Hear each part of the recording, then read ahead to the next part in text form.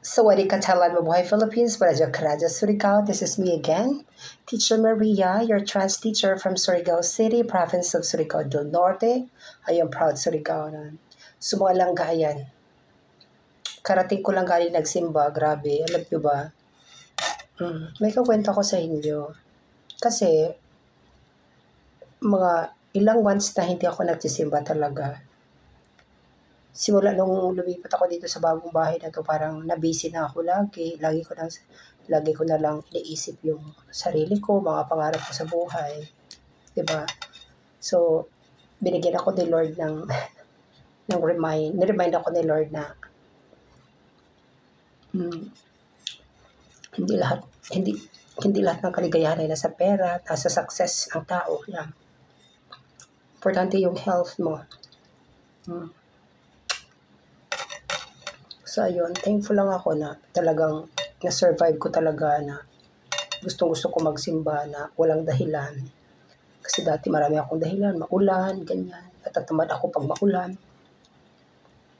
Dapat pala hindi ganun, di ba?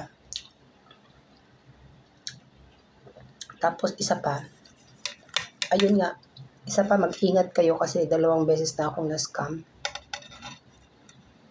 Nung una, na-scam ako ng 2,000 baht lang naman. Pero malaking pera na yun, no? Tapos naman kahapon, may naggamit ng bangko ko, binayad may gumamit ng electronic payment. Gamit ang aking account na hindi ako aware. Lately ko lang nalaman na may pera pala ako sa bangko. Sinabi sa akin ng AFAM na na-receive ko na ba yung allowance ko? Sabi ko, I don't know. Yan. Sabi ko wala. Kasi 3 ang bangko na ginagamit. 2 pala. Tapos yung isang bangko kasi sarado na. So, yung isa, ginagamit ko the past few weeks.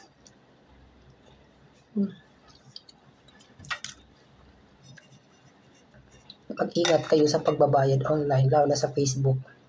Saka using your card talaga, grabe. Sayang naman, di ba? Kahit sabihin nating 100, importante yun sa atin. So yun, maraming scammers dito sa Thailand, sa totoo lang.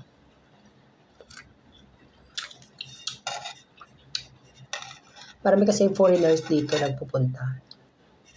Siyempre, yung mga foreigners na yan, makipagsabuatan yan sila, no? Pero, everywhere naman talaga kasi ibang mundo, kasi ang bansa. Diba? Kaya, yun lang, mag-ingat kayo. So, ang aking lunch ay lansones.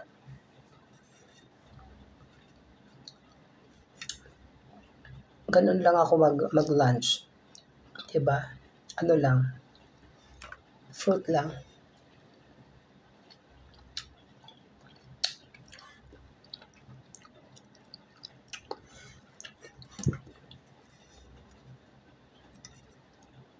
Kayo, ano ginagawa niyo mga karamfadora? Yan, no?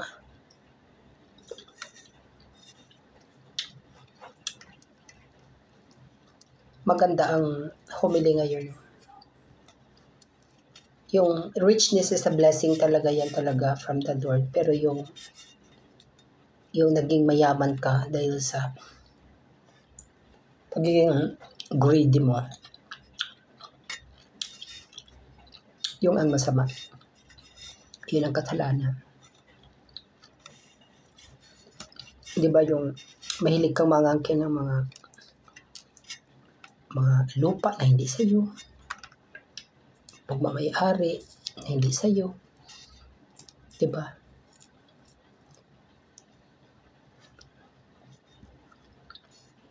Yan ang hindi maganda.